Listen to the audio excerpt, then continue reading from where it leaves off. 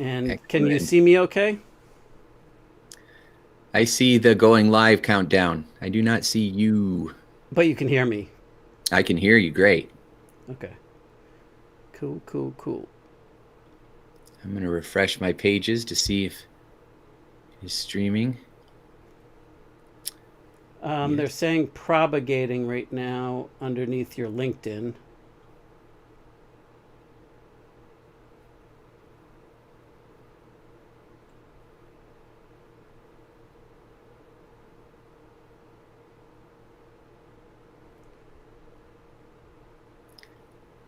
Mm,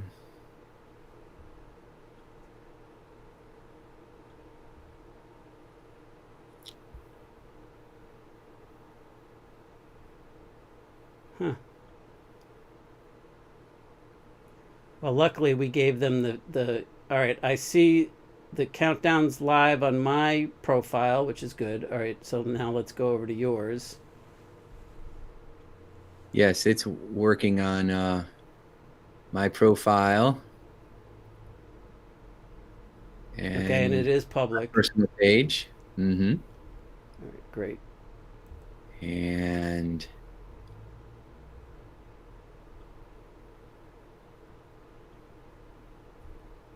I don't see it in the Legends group yet.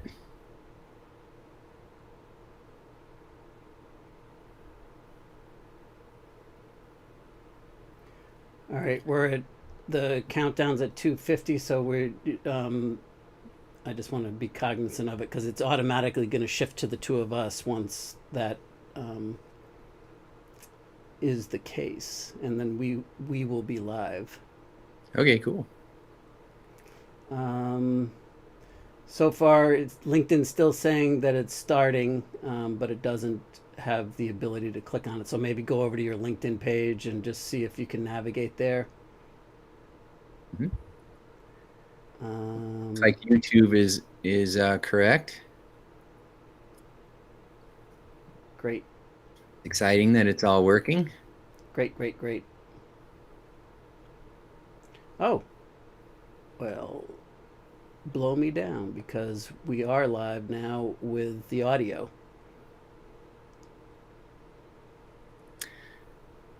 Awesome. So I don't see anything in LinkedIn yet.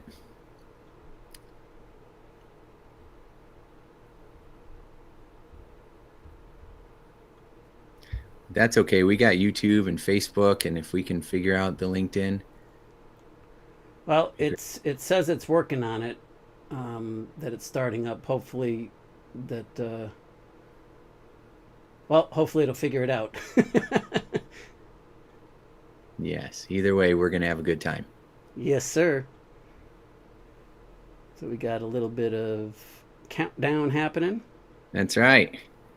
1 minute.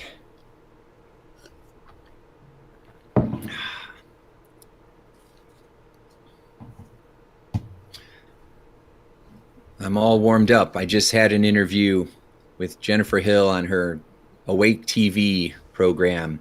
Oh yeah. And yeah, and so she's doing programs with Heart Math and Bruce Lipton and Deepak Chopra, and she's going to make some introductions. So that'll be fun. Neat. Yeah, but I just went through malware and operating system upgrades and all that stuff, and she had a great metaphor that I'll share with you about a cavity, and so we are ready to rock and roll today. This is going to I'm be fun. excited. Yeah, Yeah. it's definitely going to be fun. We're in the home stretches now, so we got 13, 10, 9, 8, I should have brought 7. champagne. We need champagne. Right? Champagne. Oh, that's funny. And we are live. Yay. Woohoo! Hey, everybody. Welcome. So glad that you are with us. Joshua and I are super excited that we're live streaming around the world. Maybe, I don't know, but Well, definitely we are around the internet.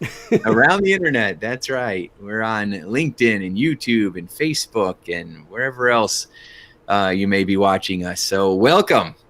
Joshua and I are excited about our first live stream and connecting with you. So if you have questions at any time, I think the way that they do it is just to add a question or make a comment in the comment boxes. Is that correct, Joshua?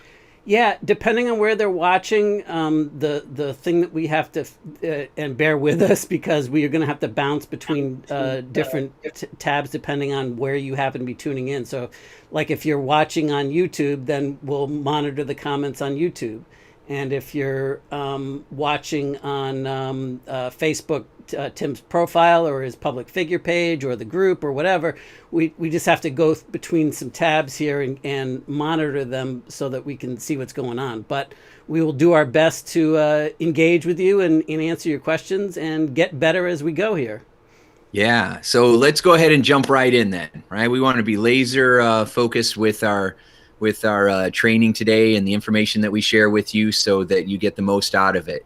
So today we're talking about why talented, passionate, and extraordinarily gifted people who have that desire to make the world a better place, or to be able to live life on your terms, or to be able to create that freedom and security and adventure that you desire. What causes these amazing entrepreneurs and business owners to get stuck, right? Or to accomplish a lot of the things that you might have had on your bucket list, but yet some of those bigger goals are still elusive. They're still, you haven't got there yet. And you're wondering, am I ever going to get there? You know, I'm older now and I can't put in 100 hours a week, you know, and am I ever really going to make this happen? Is it going to happen for me?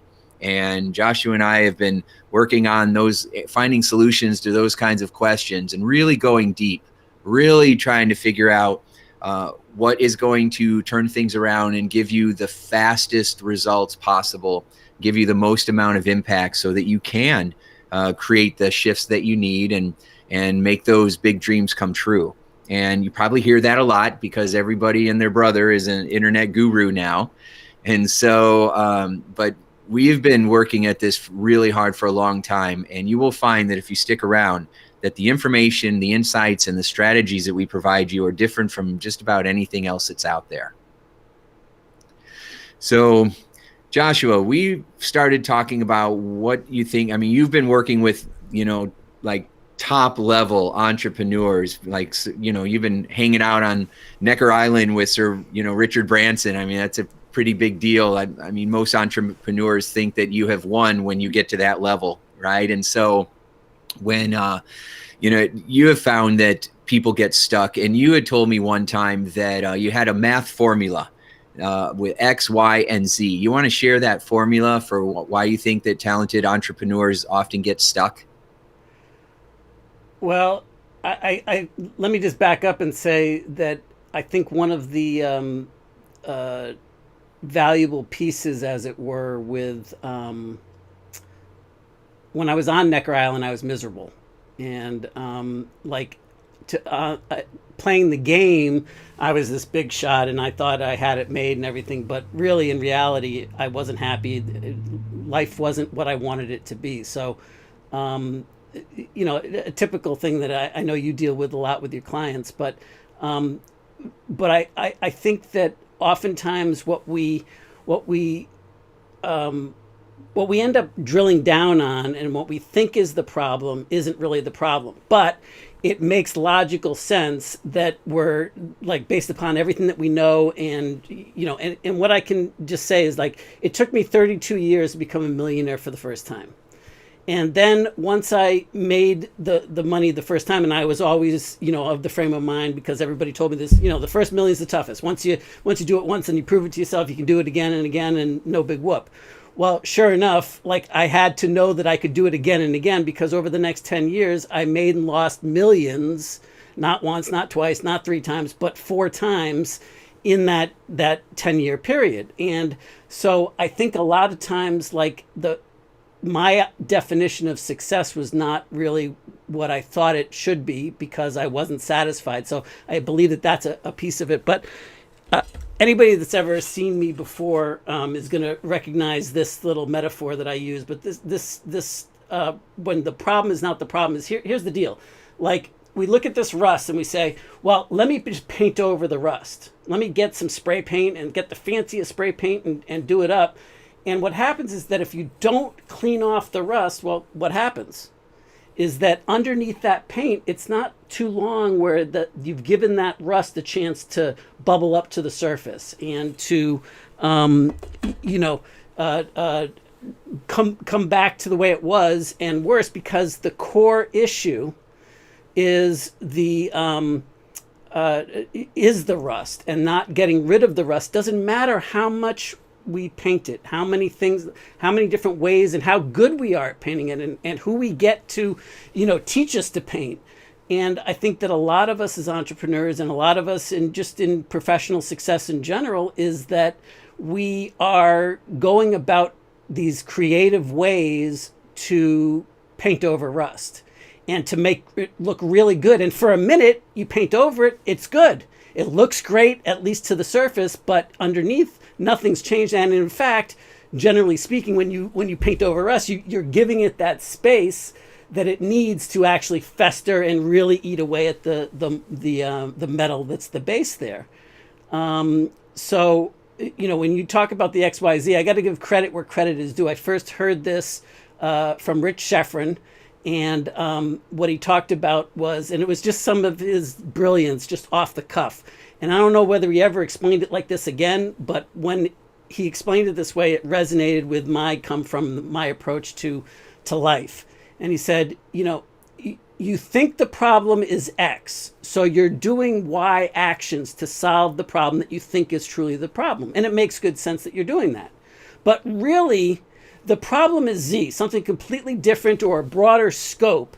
And in fact, the Y actions that you're doing to cure what you think is the root cause problem that isn't, is actually making the Z, the real problem, worse. And so, like if we put it into the context of this metal and the rust, like we think we're solving it by painting it over, by taking, by investing in the best spray paint that there is in the world, and learning how to, apply it, and having different colors and different artistry on the surface of it.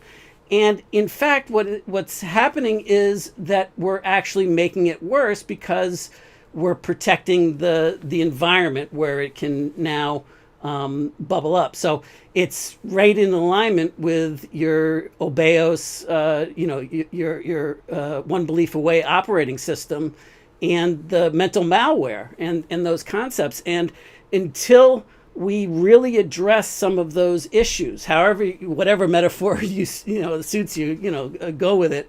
But until we actually treat the rust, until we actually treat the mental malware, until we actually get into the meat of the matter, so to speak, it doesn't matter what we're doing. So, let's put it in context of your clients and the people that you serve. What are some of the things that they're doing that make good sense, but that aren't really producing the results, or makes it look good or feel good for a second, but then, it pretty soon the rust is going to, eat away to the surface again.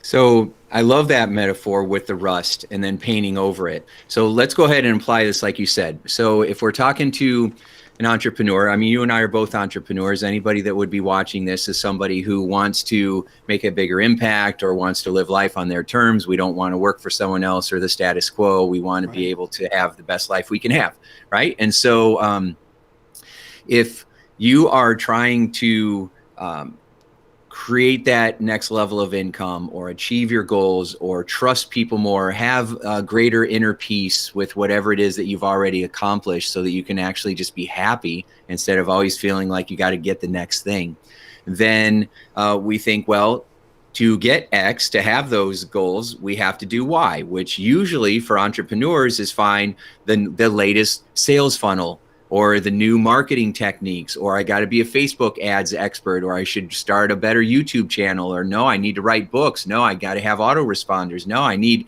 emails that have to go out, and no, I have to learn CEO. No, what you really need is a podcast. And we start, buying more tech and creating more programs and getting overwhelmed and feeling like we don't have enough time to do what we really want to do. Then we become caught up in the social media craze. And now I have to be on LinkedIn and my 5 Facebook pages and YouTube and Twitter. Yeah, and it's not enough to just do once a week or whatever. Now I got to post 18 times a day on all of these channels. Yeah, it's madness. So after years and years, I've been in practice counseling people professionally for 26 years. And after thousands and thousands and thousands of sessions working with entrepreneurs, I found out that it's the rust. It's what you said, Joshua. It's the rust that's underneath that's causing more and more problems. Now, the challenge with entrepreneurs is 2 things. First, they don't know the rust is there, right? They think they're painting on metal because I've already done the work, or I already am confident, or I already will take risks. I'm already making bold moves, Right, so they think that the rust isn't there. The rust is. We don't recognize our own blind spots, which is why we call them blind spots. Okay. And you can't update or fix or heal what you don't realize is there. The second part of it is that people allow their egos to get in the way. I certainly have. And I'd be like, I already took care of the rust. I've done lots of work on myself. I've been to all the seminars. I've done all the classes. I've read all the books. I've memorized Think and Grow Rich. I meditate. I have vision boards. I've done affirmations. I have got rid of the rust, right? And turns out you didn't get rid of the rust that was the main source. A lot of the work that we do out there, a lot of the psychology and therapy stuff that's out there is like trying to cut the top off of a weed. We don't get to the root of it, and so it keeps growing back. Instead of actually resolving and healing some of that stuff, that rust that's deep inside of us, we figure out ways to distract from it, to keep busy, to channel that insecurity and anxiety into more achievement. And as long as I'm staying busy and I feel like I'm making progress and I have momentum, that's all I need. And that becomes like a badge of honor. I only have to sleep 4 hours a day, or I don't care about being happy or sad as long as I'm making progress. Well, your family might feel different about that. If you hear the term workaholic every day, right? And so, or you feel like you're guilty because you're not with your family because you got one more email you got to get out. And then when you're with your family, but you're not present with them because you're thinking, oh my gosh, I need to be doing this. And so it traps us. And what is our solution? Well, you know what? I probably just need a virtual assistant. And then, you know what? I probably need some more automation software. And then, and it just keeps going on and on. More layers of the paint that just keeps locking in the rust. And that rust just keeps, trying to solve why when it's really Z causes you to have more problems. It causes the Z to get worse because, and then I'm going to turn it back over to you, Joshua. But what happens is instead of recognizing that it's the rust that's getting us stuck, we start to think, I must be a horrible painter.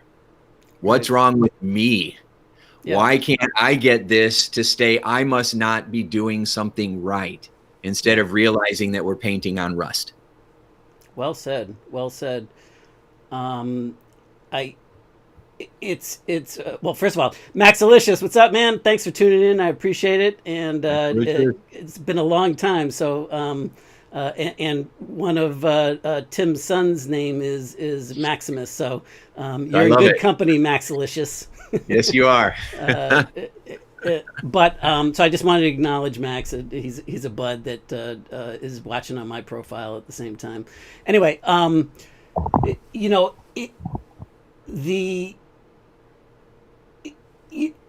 like we're just it ends up becoming, like you said, we're getting to the point where we're blaming ourselves and we're playing the comparison game, right? We look at what's going on in the world, and let's just say that everything that you're seeing is legitimate in terms of it working for somebody else.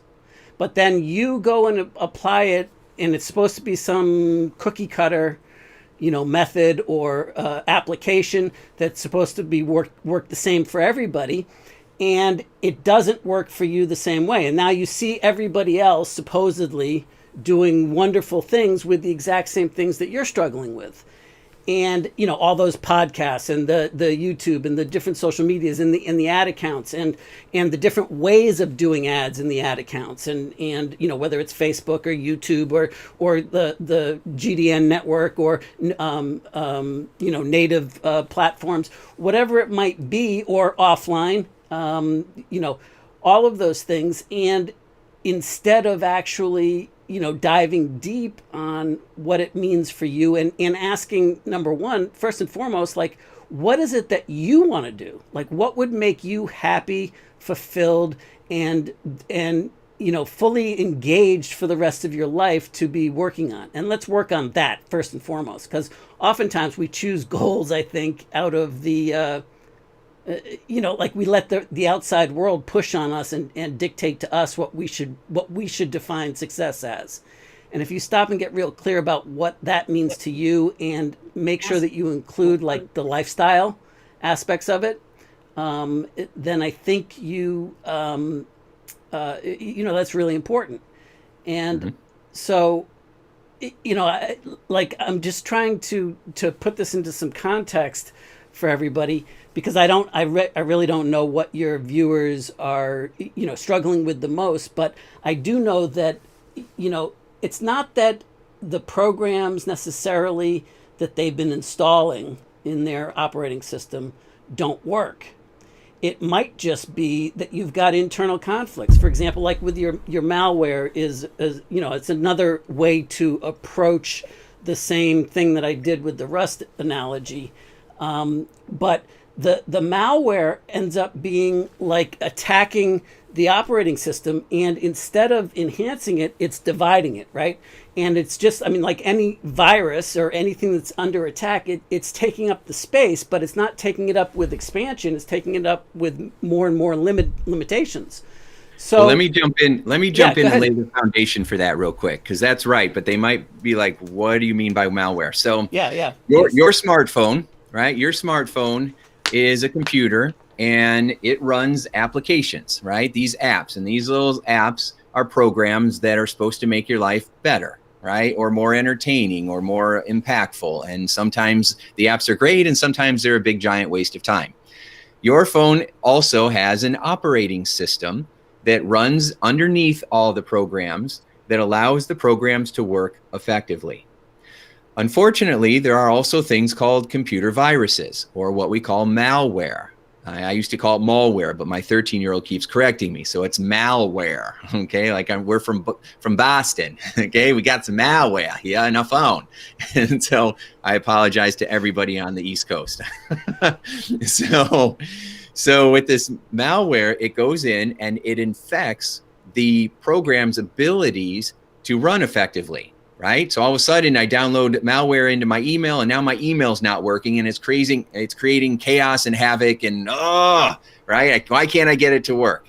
Okay. So if it was malware, we wouldn't say what's wrong with me. We would say what's wrong with this computer.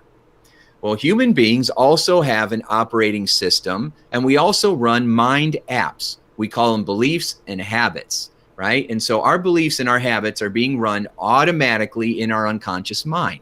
Our unconscious mind also has an operating system.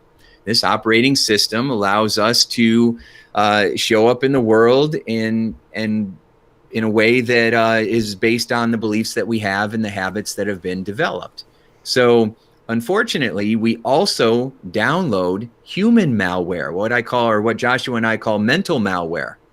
And often this malware are in the form of limiting beliefs that we absorb about ourselves, others, and the world around us when we're little, right? We're not born with mental malware. We absorb it or download it into us based on the experiences that we have, and often based on the malware that our parents have growing up. And so when that malware gets into our system, no matter how talented you are, no matter what work you've done, no matter how terrific you are, which you probably are pretty amazing.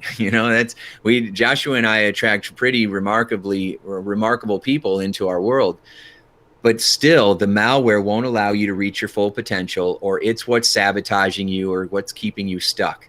So the symptoms of malware. Can I just jump in for just a second, Tim? Sure. I don't mean to break your flow, but okay. the let's just bring it back to the context of what the XYZ, the Rust, and inside of your metaphor.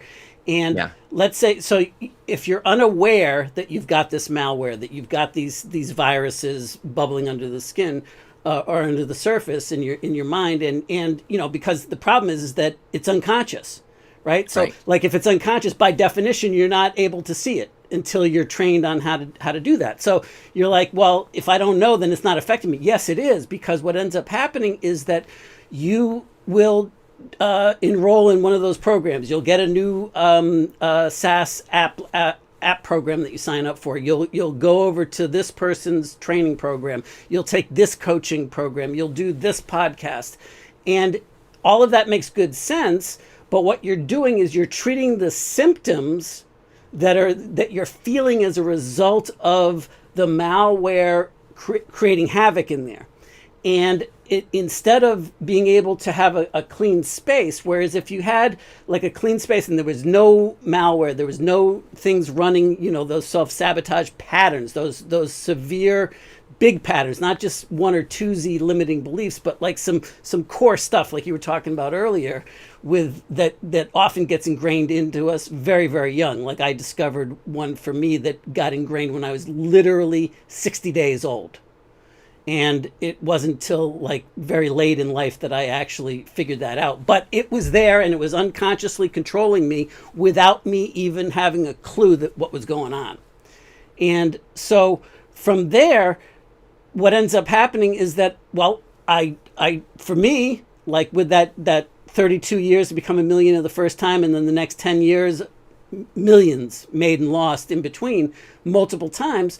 Well, what was going on is that, well, what I need to do is take massive action, follow through, put your head down, not take no for an answer, just make shit happen. Just go. Sorry, I mean, I know you don't like me when I get a little bit in the moment. I always like you. You go. Like get out of my way. Like the ends justify the means, and all of that, right? Because that worked for me. And I could never take a break because I was afraid that if I put the ball down for a second, that then all of a sudden, I'm never going to be able to get back up again, and it's going to be horrible, right? Yeah, it's all going to crumble down if we get off the hamster wheel that we created. Right. So what do? We install another program because it's not working as well as it used to. Right? It's not going the way that, like, we got some results. Like for me, like I got really good results the first time through it, but then all of a sudden the same stuff wasn't working anymore because I wasn't addressing the root issue. So I kept on for 10 years, installing more new programs to counteract the deficiencies that I felt in myself that I felt were missing, but the premise was wrong. And until I started dealing with those core issues personally, I didn't find both fulfillment and meaningful momentum, meaningful impact and success that I knew was making a difference, that I was meant to do. Like I always knew that I was here to do something, and that my life was supposed to be more than I had let it become, even when I was making millions, because that wasn't what I was put here to do. It wasn't just about making millions. It was to make an impact, to make a difference, to make a contribution, and to have success, material success simultaneously. Sure, of course, but not either or, and not all one way or the other. So for me, that's how it kind of showed up. So I don't know if that's useful or not. Yeah, it is. It's amazing. As I'm listening to you, it reminds me of a story. So I remember this was many years ago, and I decided I was going to fly out to California and check out one of Brendan Bouchard's seminars. I had been through one of them before. I was going to go out again because I like Brandon, and he also, it's good networking, for other people. And I was with a trainer at the time, and the trainer said, well, you can go out there, but just know that you're not going to learn anything new. You're going out there because you're at some level seeking permission or motivation to just do what you already know. And I was like, whoa, We add another word on top of that I think is so important, and I didn't realize till very recently myself: validation. Yeah, you were looking for validation that what you were following, what you really wanted to do was okay to do. and Yeah. was the right way to go about doing it. And so you wanted somebody to validate those ideas. And, Yeah. and at the core of it, what we're really looking for is we're looking for certainty. Hmm. And I mean, all learning comes down to abolishing uncertainty, right? I mean, Yeah. like Yeah. that's what the purpose of true learning's for. So I think Yeah. validation is a big one. And as soon as you learn self-validation, to give yourself permission, boy, And that's huge.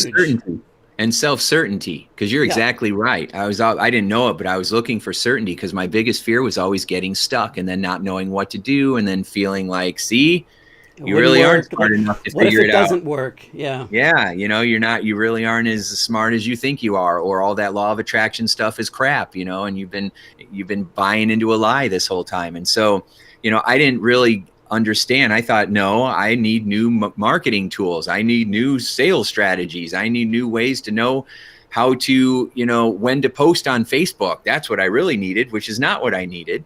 So, How but do we I went game the there. algorithm so that we get Right, all the right. views? Yeah.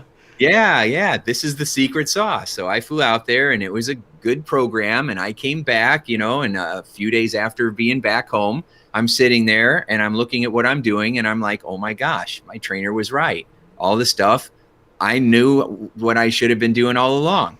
I was looking for that validation and that certainty. So as long as we keep looking outside of it, outside ourselves for it, we're going to never find it.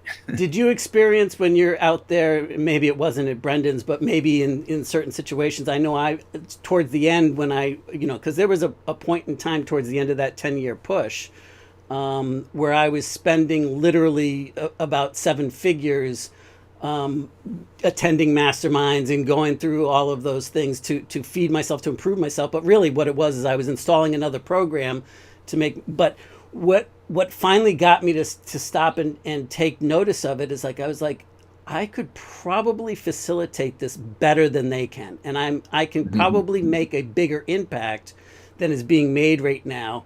And so why am I not doing that? Why am I the one that's in the seat, being that professional student?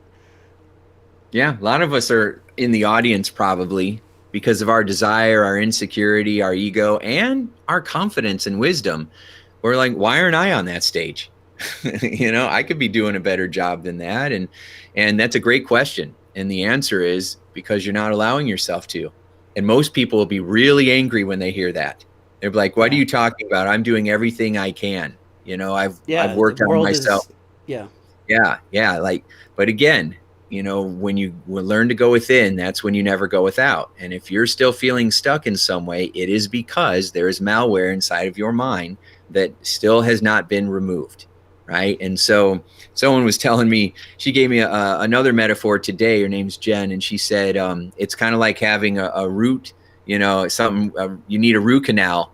But instead of going in there and getting to the root and healing it, we just keep putting more shellac on the tooth, and putting more and more and more shellac on that tooth actually locks in the abscess and creates more moisture and makes the root worse. And that's what you said before. We keep adding new programs to try to make ourselves feel confident and secure, but it's actually building on top of sand, and it just makes it feel worse. Yeah, no, it's the exact same analogy as the rust, right? I mean, like that's brilliant. I love it.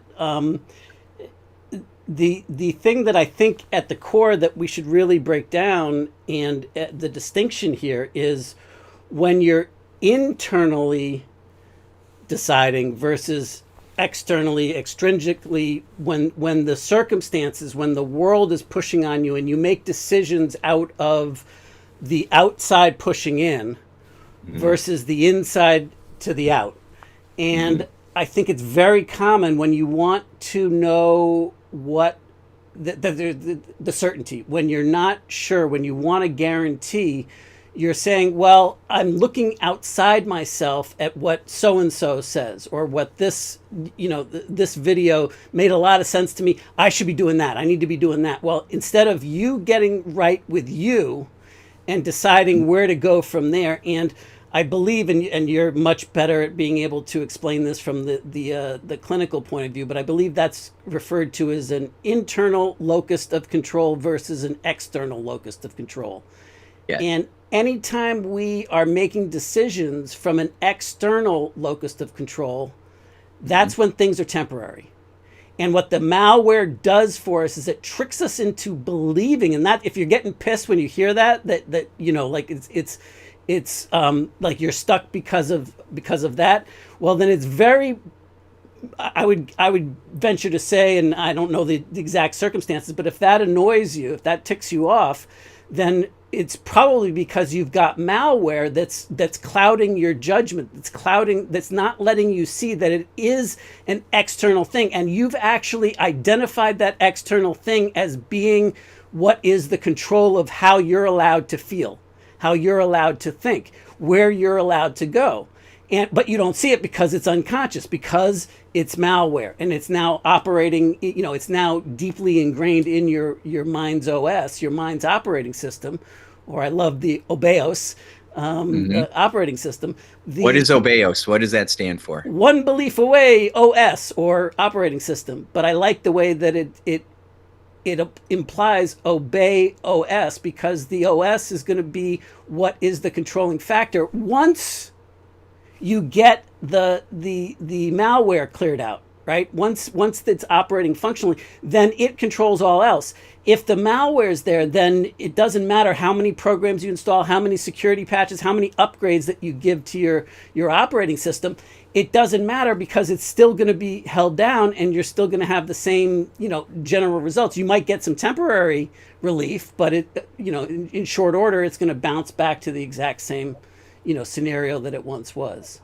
So we use the metaphor then of the bucket with a hole in the bottom of it. Right, right. It doesn't matter how much water you pour in. It doesn't matter what cup you use to pour the water into the bucket. If you have a giant hose, you can have a fireman's hose, and you stuck it into that bucket and you unleash the water, and then you come up afterwards and your bucket's empty. And it's like, how is that even possible? Well, it's because there's a hole in the bucket. And if you don't patch the hole, it doesn't matter how much you put into it.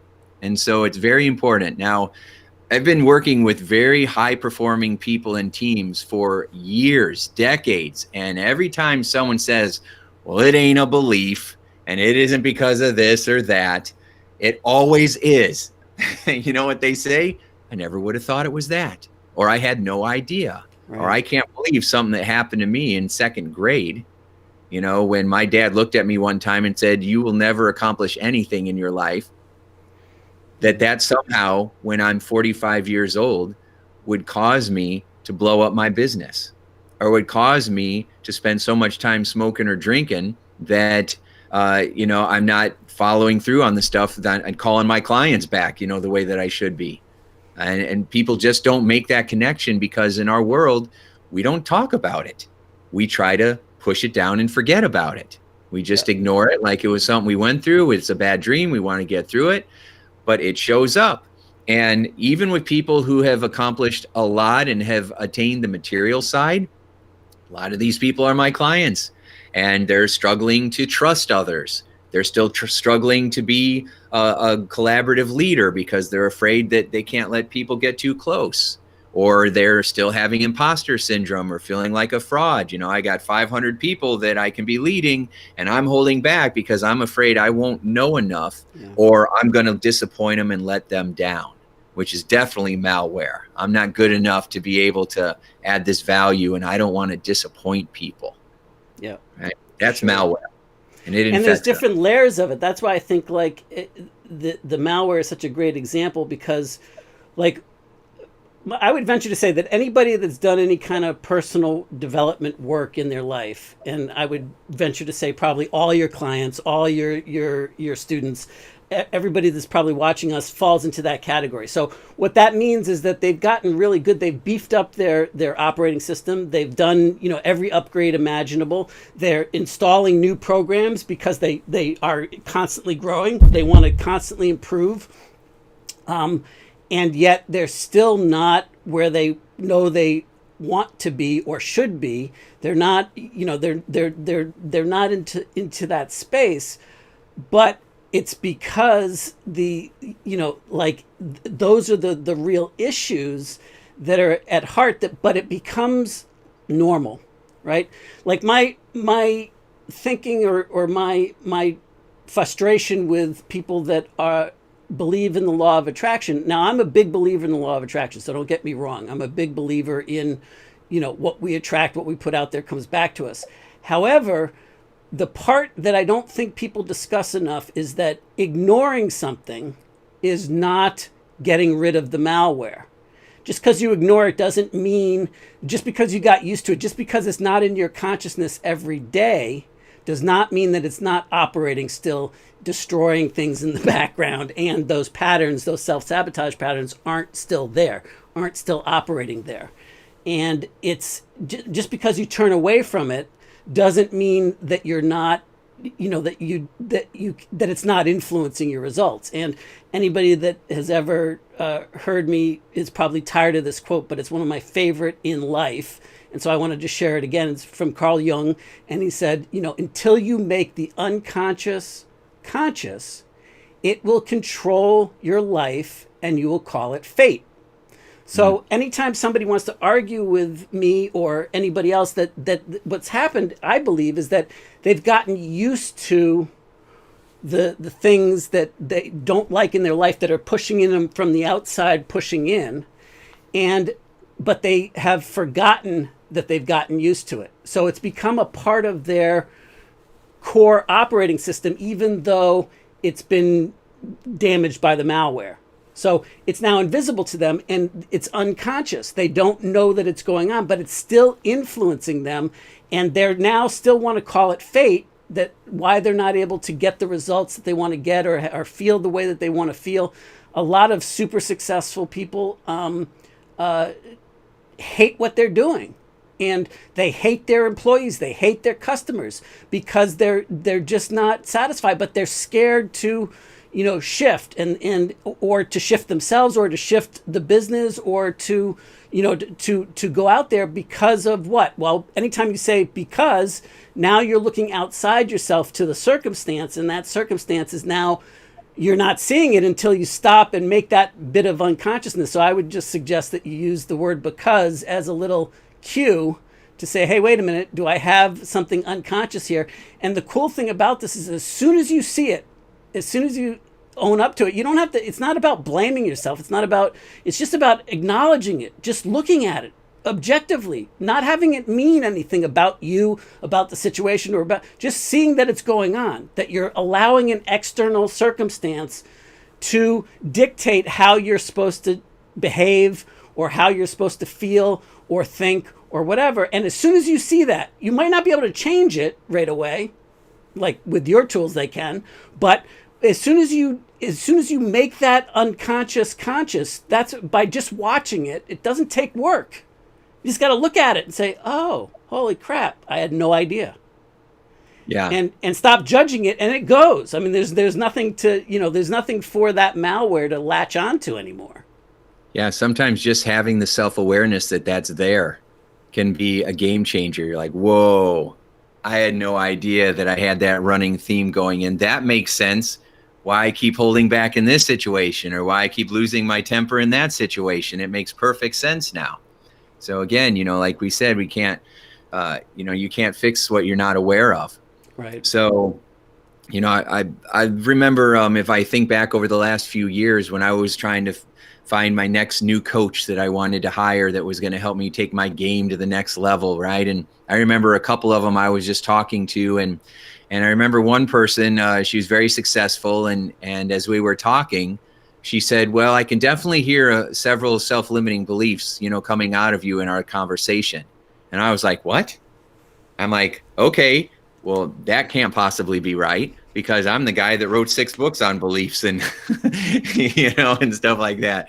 And I allowed my ego to get in the way. I'm like, there's no way that it can be limiting beliefs. And I didn't hire her, which was a mistake, a big mistake, because she picked up the malware that I was not noticing. I remember this last book that I wrote with Joe Vitale called One Belief Away, that we use a lot of the strategies, Joshua and I, to help people to create those OS upgrades, to get rid of the malware and to upgrade your operating system. And I remember the moment that I wanted Joe to help me finish that book.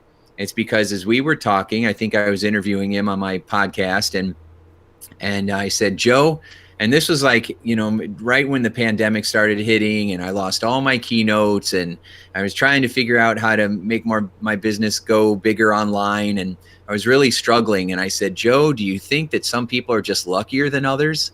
And that was really, I'm unlucky. Why isn't it working out for me? And Joe's answer was amazing. He said, well, there's a lot of victimhood in that question. And I was like, oh, victimhood? I'm not being a victim. I own everything. I wrote 6 books on it. My ego got in the way again. And he said, there's a lot of victimhood in that question. But here's the answer. If there are lucky people out there in the world, why don't you just choose to be one of them? That's great. I love that frame.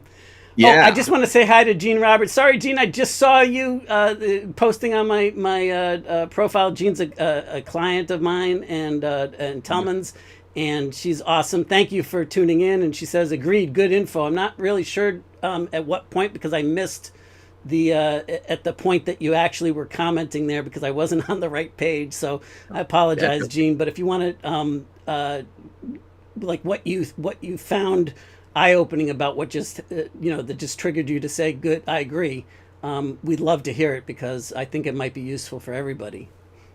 Yeah, we definitely want to have interactions here, because Joshua and I talk about this all the time. So we're doing this to create a conversation. So if you have any questions, Max Alicious or Gene or anybody else that's with us today, that would be amazing. Yeah, Max just said amazing. That was his exact word. What's amazing, Good. Max? Tell me. Drill down, and more importantly, Max, like, is there something that we can bring to light for you? Yeah. Every once in a while, if you see me look away, it's because I'm looking on my pages too, to see if there's any questions that people might have. But this is really the heart of the matter when it comes to struggling to achieve goals. Now, granted, sometimes we are missing, a tool, a strategy, some other process that would make life a little bit easier for us. And I totally agree with that. However, 99% of the time, that's really not what it is. It's some kind of belief that's getting in our way. We don't even recognize what it is, or we do know what it is, but we have no idea how to get rid of it, or we don't realize how much of an impact or influence it's having over us. Yeah. And I will tell you, when you shift it, when we get our shift together, it is amazing what people are able to accomplish. And there's no pressure, there's no stress, there's no overwhelm. All of a sudden, you're actually enjoying yourself. Yeah. You're having fun. Yeah. Yeah. It's and here's the thing that I think it's important to recognize. And I just found out recently, by the way, that the root of the word recognize is to know again. And know not in the intellectual sense, but know like the absolute certainty. Like when you know something, you know it, and there's no debate, there's no, so to recognize that this truth.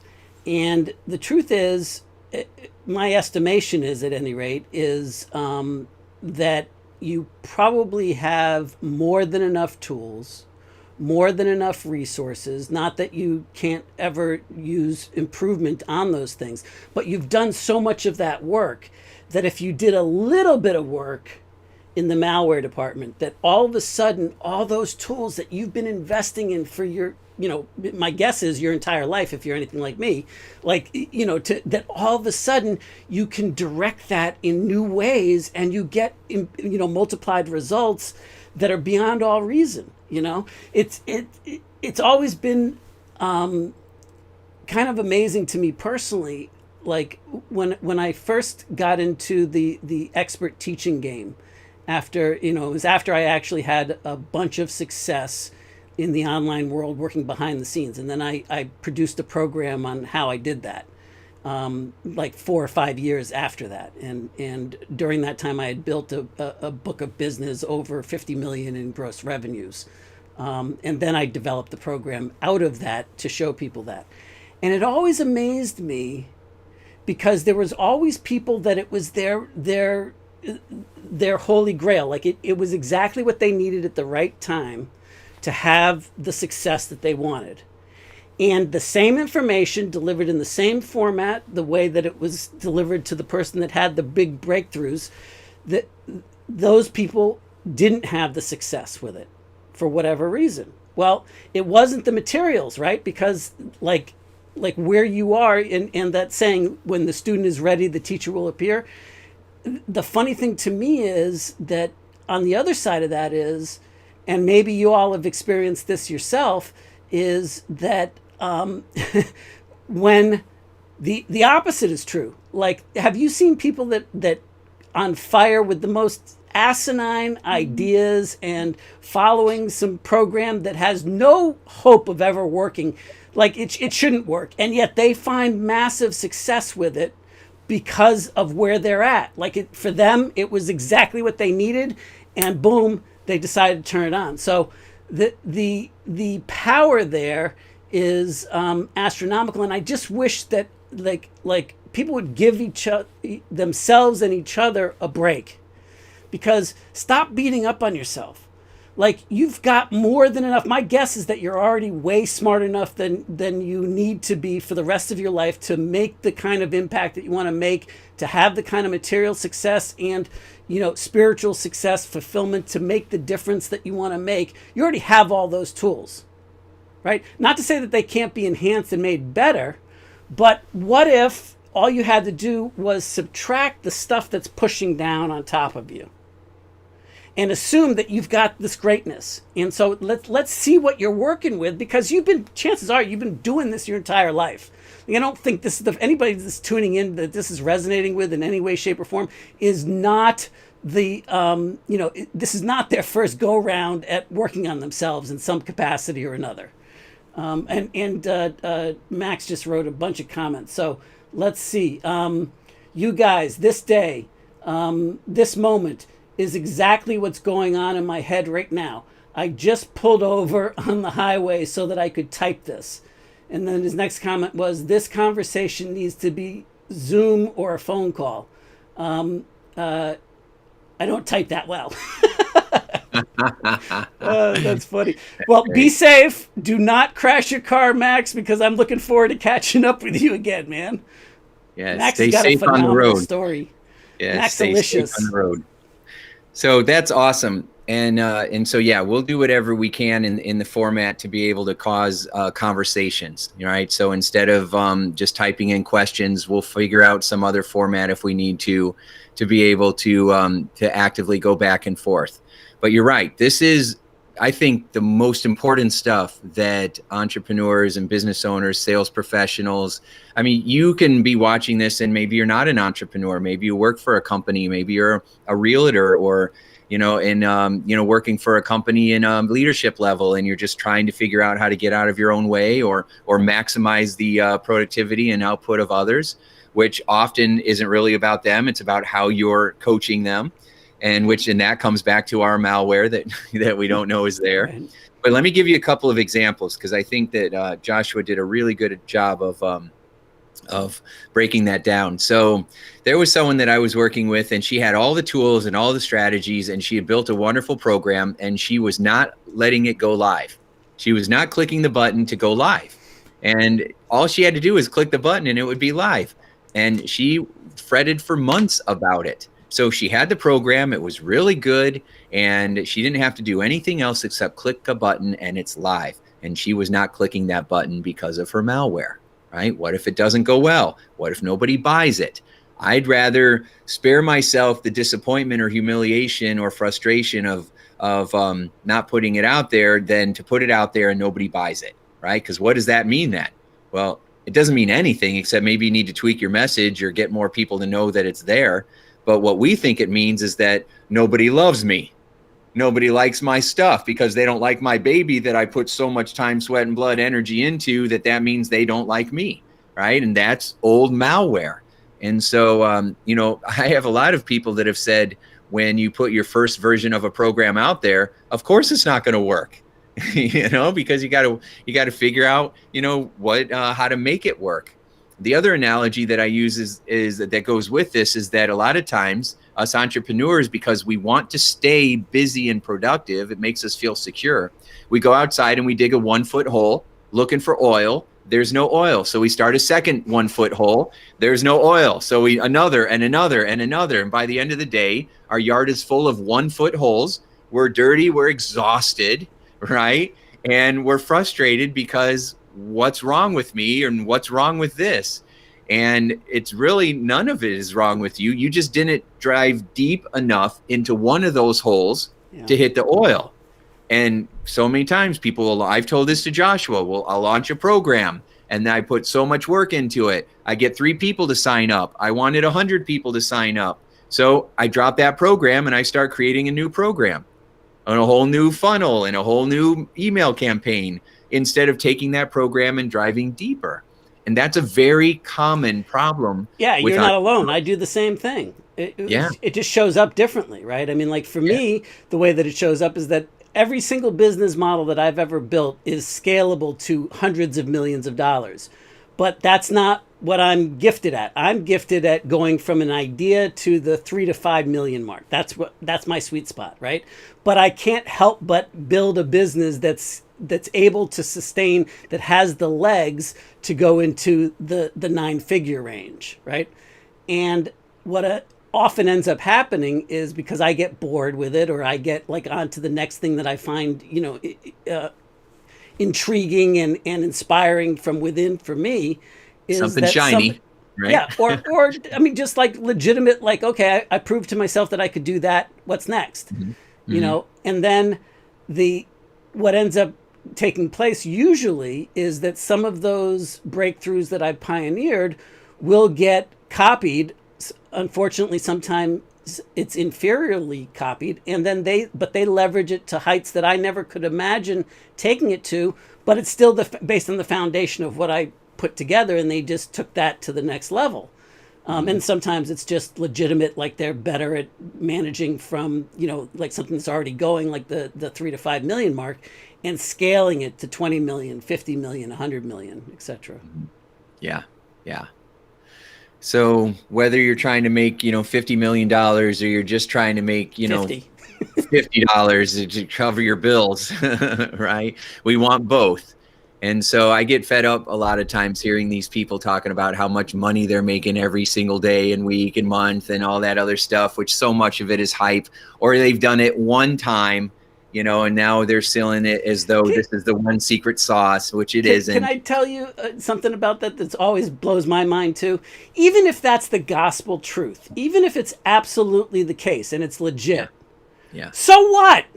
What does that say about you? What what does it mean to you? Just because I can do something, or Tim can do something, or anybody can do something, how do you put it to work in your life so that you can do it, so that you can see success with it? Like, I mean, if you need the legitimacy, I understand, you want some facts, you want some proof. Okay, great. But still, at the end of the day, none of that matters, even if it is the absolute truth, even if it's not one slightest bit exaggerated. So what? Big whoop. Yeah, you're exactly right. When you go to trainings, I don't know if you've had the experience before of, you're so excited, you're so fired up, you're going to take over the world. And then you come home from that seminar. And of course, the people that you live with, they weren't at the seminar, so they don't have that kind of energy or experience. And so you have to tone it down. And within 2 days, you're right back to where you were before. And, right back into the same old habits and the same stresses and the same pressures. And it just, if you don't have someone to follow you home and help you apply it in your unique, specific situation, then it feels like it's lost on us. And then all that training, then we feel like, oh my gosh, I just spent more thousands of dollars, on learning how to get rich. And it seems like the only people that are getting rich are the ones who are selling this program on how to get rich. There's a prime example of installing a new program that worked, but then there was some reason why you couldn't take it. Sorry, go ahead. And no, you're right. And then the malware creates more malware, and like a cancer, it just keeps, spawning new problems and new symptoms. Ever limiting. It's not ever too empowering.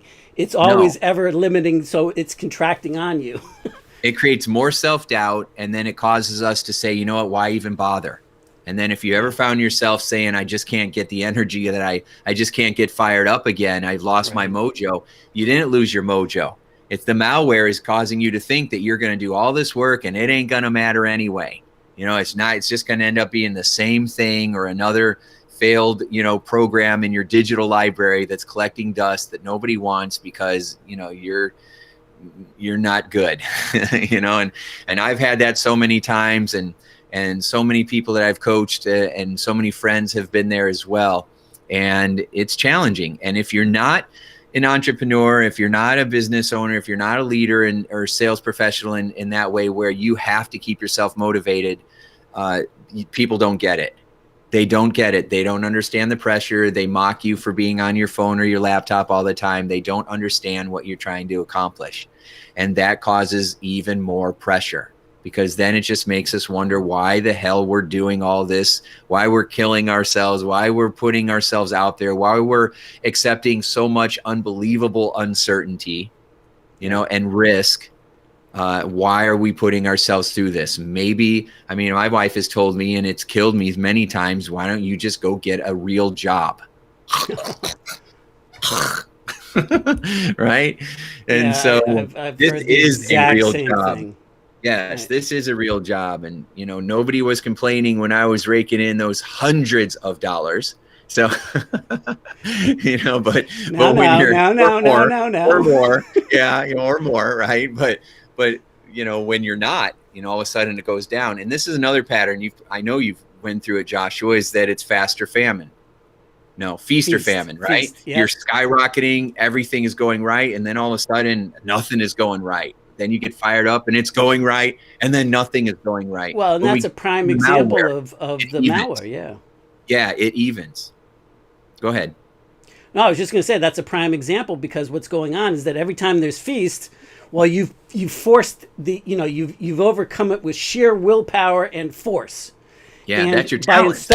By your drive, and you're installing a new program, and you're driven, and so you make something happen. And as soon as you have to, the problem with that is that you can't ever ease up, because then the second that you do, the malware never takes it's never takes a day off, right? Yeah. So it's always there, just waiting for it to to have the opportunity. So yeah, I had so much more hair when I started this game. You're right, though. It's impressive, Max and Gene. It's impressive that you've been able to accomplish as much as you have, even with some of that malware in there. That's how talented, that's how amazing you really are. That's amazing. Imagine if the malware wasn't there. And I'm assuming that there's malware inside of you, because we all have it. I rarely find the easy way to tell is if you're not getting the results that you want to get, then you can be sure that there's something limiting you, and it comes inside first. And not just limiting you in your business. You might be making a ton of money, but your marriage is rocky, or you're not feeling really connected with your kids, or you're 50 pounds overweight, or you are stressed out all the time. It rears its ugly head in a lot of different ways, not just, with what's the number in our bank account. Yeah. And if you're judging yourself, if that's how you've taught yourself that you're allowed to feel good based on a number, that number is never satisfying. Because what ends up happening is that once you hit it, you're afraid of losing it, or then it's not enough, because like nothing's changed. The feeling hasn't changed in you. Whatever those insecurities are, whatever that imposter syndrome, or whatever you want to call it, whatever the fad name of the day is, for the syndrome, it's still there, right? So then you increase your number, and then that's what happened to me. Well, when I become a millionaire, then I'll prove myself that I can do it. Well, then when I build a $100 million business, or when I do this, or when I do that, but it never quenches the emptiness. It never fulfills that space. And, so it has to leak out into other areas of your life. But the good news is that as soon as you really genuinely work into one specific area, then it affects all the other areas in a positive direction, a positive upward spiral. I remember one of the programs that I ran back now, 7-8 years ago now. It was for prosperity. It was for wealth creation. It was for success wise of that nature. But one of the participants, one of my clients in there, dealt with the suicide of his mother, and that was holding him back. And we didn't know it, and he didn't know it. Another one, all of a sudden, like fell back in love with his wife again, and like he couldn't believe it, and he didn't do anything different. He was just showing up differently because it affects all other areas of your life. And I don't know who said this first originally, but I love this idea or this thought, is that how you do one thing is how you do everything. And so as good as it gets even better. And when it's limiting you, then that can limit you in all areas of your life too. Yeah. Oh, Max just said something else. Let me see here. Can you guys really hear me that loudly? Sweet. Free therapy session. Love you and thanks. So I guess we're like inside his mind right now. Well, the thing that's is, awesome. Yeah, I mean, the thing is, Max, that you're not alone. We all go through this. And I think that's a big piece of the puzzle, is that we think that it's just us. We think that it's unique to us. What's unique to us is the way that it's showing up. What's unique to us is the way that we have chosen to define this in our life. What's unique to us is how we've made up a story and decided to believe that it's true about what it means to us and says about us. That's completely unique. But the scenario that it's going on is all of us, because you'd be already living the life that you want to live in the capacity and the fulfillment that you were if you didn't have this going on some level. So the trick is, how do you recognize it? How do you, allow it in? And instead of having it mean something about you personally, when you're looking at these stories, instead of getting defensive, instead of getting pissed off, just say, isn't that interesting? And acknowledge it, and just allow it to be what it is, and look at it. And if you will look at it without having it mean a story, without you having to play a made-up story that you've been playing in your head again and again and again, that you believe is true. The reason why it's true for you is that you believed it again and again and again until you actually believed it to be true. And so it is true for you, right? So, and at that point it becomes unconscious. So the point is, and Max just wrote, to hide the tears. Yeah. I mean, or you could choose to believe that the tears don't mean anything. You could make up a new story. And the other thing is that as soon as you could say that the tears are the ice that's melting around the heart, right? Allowing you to be empowered by that, right? Yeah. So because it'll matter, right? But it's the meaning that you give to it. Yeah, I mean, for me, I used to be, I was always very connected empathetically and emotionally to my feelings, to the feelings of other people. So I could cry at a drop of a hat. Well, part of my, get it done was to bring out my New York City street kid, I'll cut you mentality to get through the day, right? To push through it. And I was proud of the fact that I didn't let that weakness show, until I realized, holy shit, that's my vulnerability is my superpower. My ability to connect with people and let them see my true space. And as soon as I allowed that to be okay, life changed for me, and for the way that I could make an impact with other people. And it's just been phenomenal ever since. So the point that I would like to, I know we need to wrap up pretty soon here, but that I hope everybody will take to heart and digest is that all beliefs are limited. A belief is just a thought that you think again and again and again until you make it so, until you believe that it's true. So you have empowering beliefs that serve you, and you have self-sabotage type beliefs that limit you, that, malware type beliefs. But a belief at the end of the day is nothing more than a story that you've made up and told yourself that you now have believed. But it's happened in a way that you're not aware of it, that your unconscious mind has adopted that to be true. But a belief is nothing more than a thought that you've thought again and again and again. And it's not a question of whether that's bad or evil, because those bad or evil or right or wrong are all labels that you've put on it yourself. Those are all part of how you've decided what that says about you personally. But if you're not taking it personally, where is it? Does it even exist?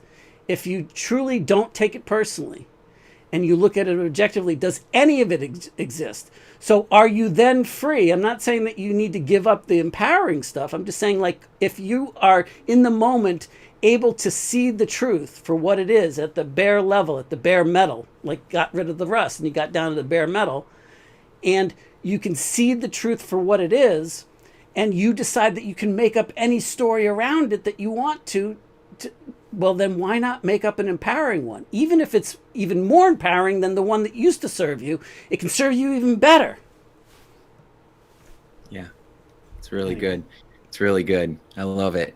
So Sandy's with us too. Sandy's in the house. Hey, Sandy. Woo! And so she was relating and leaving comments that, yep, she gets it. She's had experiences like that, because this is very relatable, because this is what we all go through. It's just a lot of people don't talk about it. But we're going to talk about all about it. Right. And so this is like the view for entrepreneurs. Ooh, and Sarah. Do you want to read Sandra's comment here? Because she got what Sandy asked was, how do you fix it? That was one of the main comments of, how do you fix this? So I'm going to recap what Joshua said, and then we're going to have a bit of a cliffhanger, because we've been going for almost an hour and 10 minutes now. And we're going to come back on Monday, and we're going to have some tips and solutions for how to do that. We didn't mean to do that on purpose. It's just, we want to make sure that we're just now getting to the good stuff. Yeah, I know. Well, the interaction for me is the good stuff. It's not that's exactly right. Yeah, the fact that you're asking questions and that you're letting us know you're with us, that's why we're here. So thank you for that. Joshua said the first way to know how to get rid of it is just to find it, right? To recognize it and realize that it's an opinion. Beliefs are just opinions; they're not facts. In 1903, in the New York Times, there was an article, and it said that there will never be a man-carrying airplane. Oh, well, maybe there will be, with 1,000 engineers working 10 million years, they'll create a man-carrying airplane. 10 days later, in the Ohio Herald, it said, Wilbur and Orville Wright fly the first man-made airplane, right? And 10 days later, the impossible became possible. So we tell ourselves all kinds of things that we think are facts that are really just opinions. And so you want to make... Would it be all right with you, Tim, if I actually read Sandra's question and comment? Because she articulated it so powerfully, so well. And I believe probably there's some other people that are thinking the same thing or are feeling very close to the same thing. So I would be valuable to share go that. ahead. I might not have seen her latest comment, so...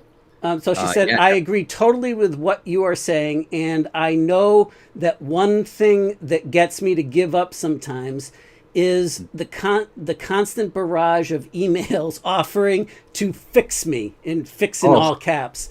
And coaches reaching out by reinforcing thoughts of not being good enough. Oh, yes.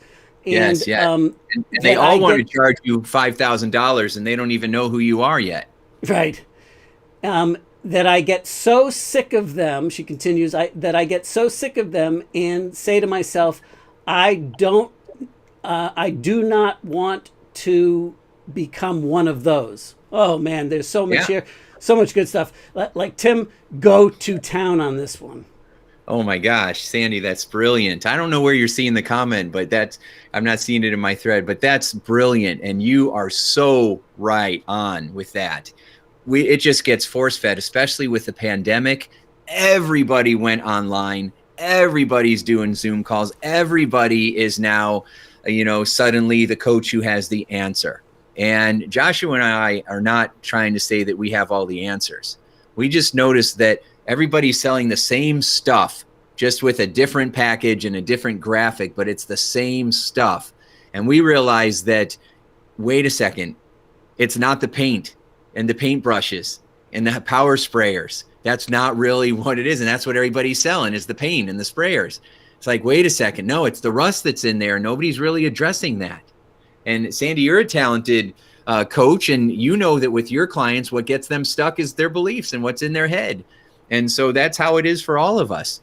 And so, yeah, it can be very off-putting to constantly have people try to sell you a bunch of stuff or sell you a very expensive program. I talked about how I waited 2 months for this guy who had just a limited number, you know, the old scarcity technique, a limited number of coaching spots available. I'm only going to take 10 of the best, right? And then, so I waited 2 months to talk to this person, and this person said hello, and I said hello, and then he asked me 2 questions, right? Well, first he launched into how he was awesome and what he had accomplished and what he had done and how much money he had made and how great he was. And I'm like, that's fine, because, you know, cool, he believes in himself, right? I want to figure out what his secret sauce is. And then he says, I got 2 questions for you. You know, are you someone who wants to make a big difference in this world? And I'm like, yes. And he said, are you a tire kicker? And I said, what do you mean? He says, are you the kind of person that has to go talk to your spouse or think things over or, you know, wait and pause before you make a decision? Or are you someone who takes action? And I'm like, well, I take action. Yeah, I take action. Right. I do this. And he said, good. He said, the program's $10,000. You know, what credit card do you want to use? And I'm like, I haven't said one word to you about any of my situation. You don't even know who I am or what my, yeah.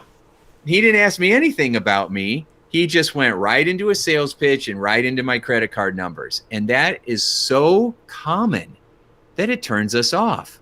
Because if I would have spent the money, which I have before, I've spent more than that on coaching programs. And Joshua, way more than that, right, on coaching programs. And yet, when you go through that and then you don't get the results that you are hoping for, it makes us gun shy. We're so afraid, or we spend money on Facebook ads and we're not consistent and we don't know how to do follow-ups, or we're paying someone $500 a month to do Facebook ads and it's not producing anything. It causes us to get gun shy, and then we're so afraid of getting burned. We're so afraid of getting taken advantage of or getting ripped off that, you know, because then we're not mad at them, we're mad at us for falling for it, right? It's our malware that makes us feel like it's us. Yeah. And I don't want to, this isn't shit on gurus, live streams. I really want to, like that is definitely going on. And the thing that this was so prevalent that right before I shut down all my operations in 2008 into 2009, I created a website called Don't Shoot the Guru Yet.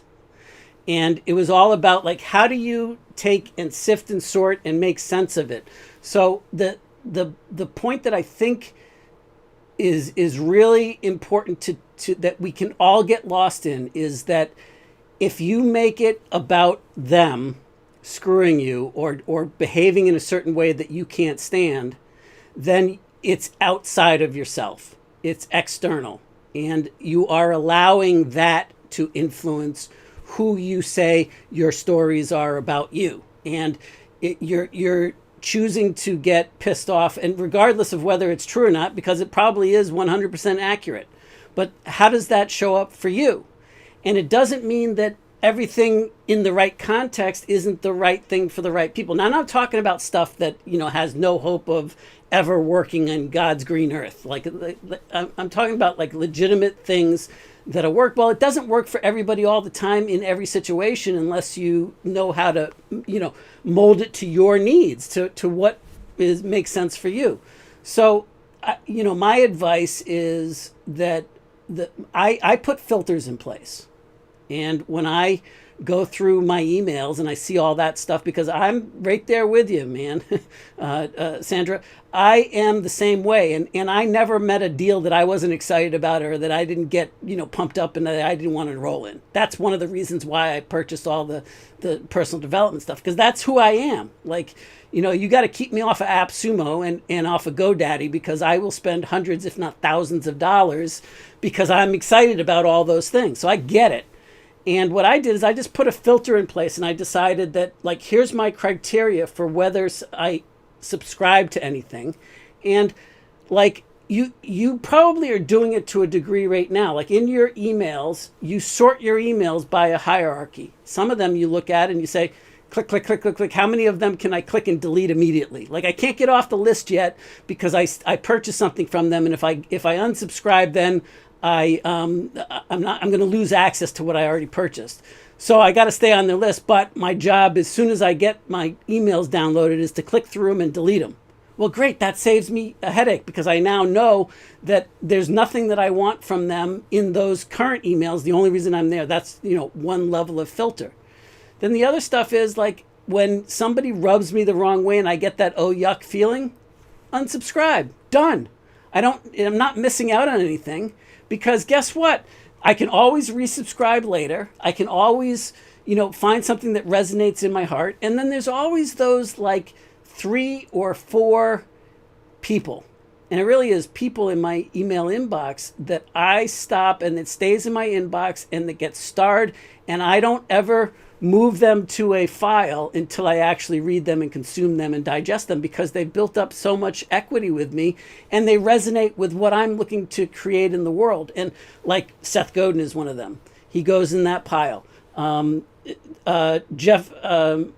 James Cleary, or Clear, from Atomic Habits, he goes in that pile. Like, anytime he sends me his email on Thursdays, it gets read, it gets digested.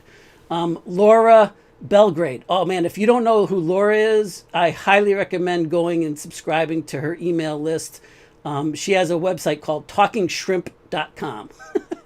She's phenomenal, if for no other reason, because it's enjoyable and it's entertaining. And like, she may not be your cup of tea all the time, but she's genuinely who she is, transparently, authentically her. And so those are just examples. Now, whether that resonates for you, I don't know. But if you set up some filters and then give yourself permission to say, yeah, that's garbage, or for me right now, that doesn't fit. Boom, done. Now I'm free.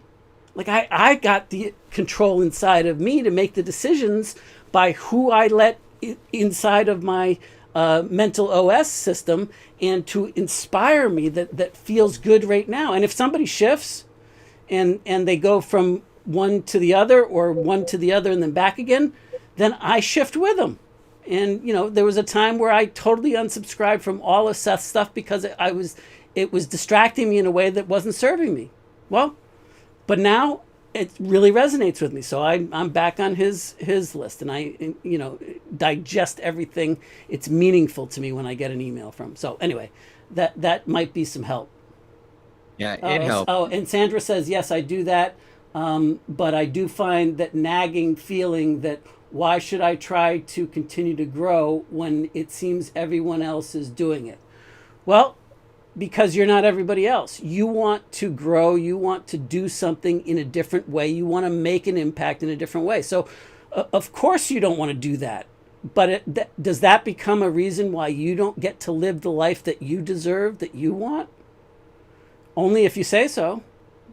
And I would just, like, my advice would be to let yourself be the definition. Let yourself be the control at the helm, so to speak, the captain of your destiny, and where you get to say what resonates for you. And if you start looking for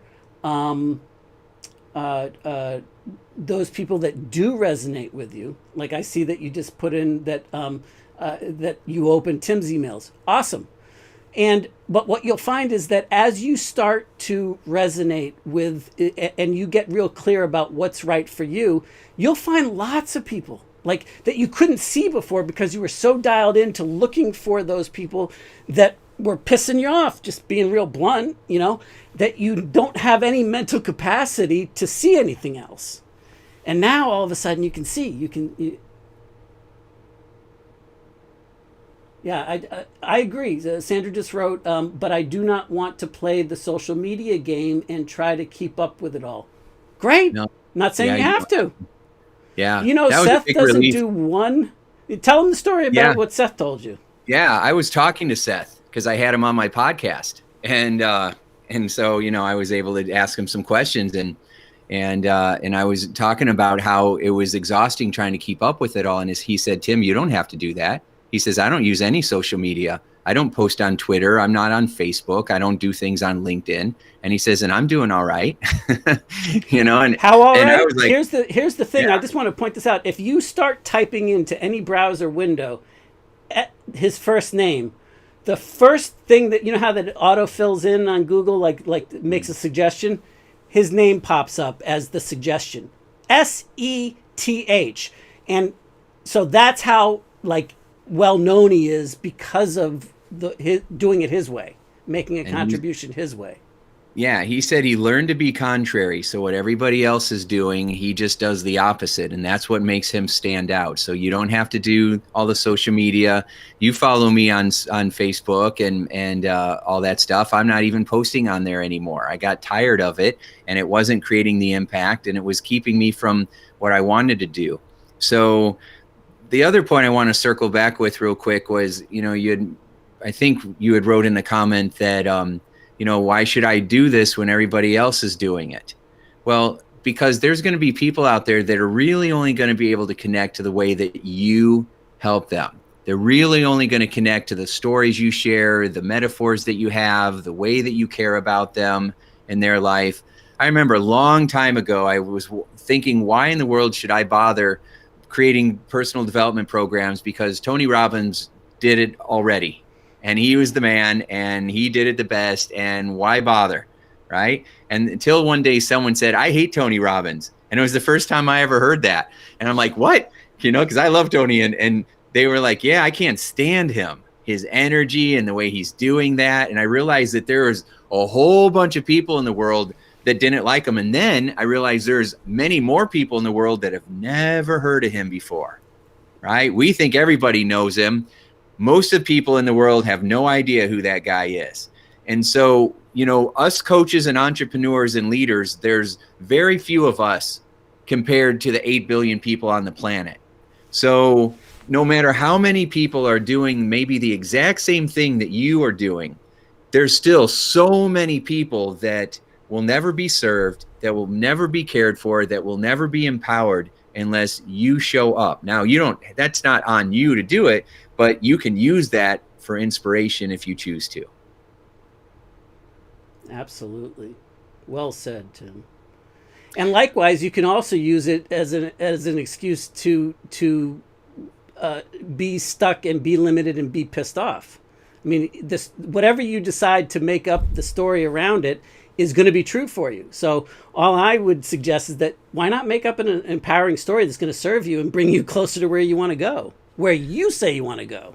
Well, here's a quick tip to know if you've got your malware talking for you or if you have your truth talking for you.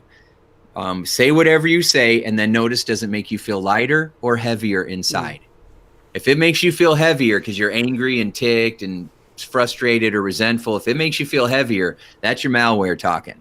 If you feel lighter and more free and more at ease, then all of a sudden that's your truth talking.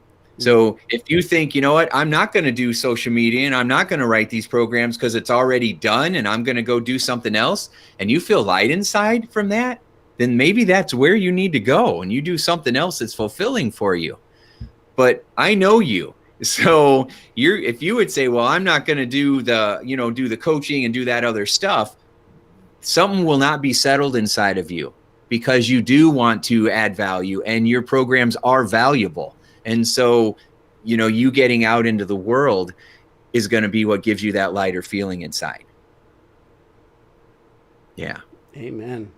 Amen. So awesome contributions. This is exactly what we wanted. We've been rolling about an hour and a half, and this is exactly what we were hoping for. Brilliant people to show up so that we could have a conversation. And thank you for the questions. We're going to keep looking for ways so that we can have it so that you don't have to be typing, especially if you're driving. But I mean, you shouldn't be doing a Zoom call if you're driving anyway. But we're going to be back on.